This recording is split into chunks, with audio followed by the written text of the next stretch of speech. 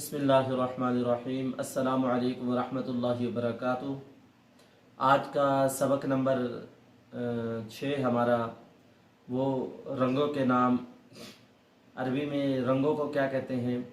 اسماء الالوان، اسماء الالوان یعنی رنگوں کے نام، اس بارے میں ہے۔ شروع کرتے ہیں ہم۔ سب سے پہلا جو ہے سبز رنگ کو عربی میں کیا کہتے ہیں؟ سبز کو عربی میں اخضر کہتے ہیں۔ اخضر، اخضر، اخضر عربی میں کہا جاتا ہے۔ اور جو پیلا رنگ ہے اس کو عربی میں اصفر کہا جاتا ہے، صاد کے ساتھ، اصفر، اصفر۔ لال رنگ کو عربی میں احمر بولا جاتا ہے، احمر، احمر۔ اور جامنی جو رنگ ہے اس کو عربی میں ارجوانی، ارجوانی۔ جیسے جوانی لفظ ہے، اس کے شروع میں را اور الف لگا دو، ارجوانی، بالکل آسان ہے، ارجوانی، ارجوانی۔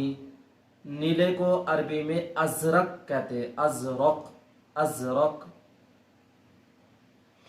الف را الف زا را، ازرق، ازرق۔ بھورے کو عربی میں اسمر، اسمر، اسمر۔ جو سرمائی رنگ ہے اس کی عربی رمادی، رمادی۔ کالے کو عربی میں اسود کہا جاتا ہے۔ اس طرح سفید رنگ ہے اس کو عربی میں ابیض، ابیض بولا جاتا ہے۔ یہ ہمارا سبق نمبر 6 تھا۔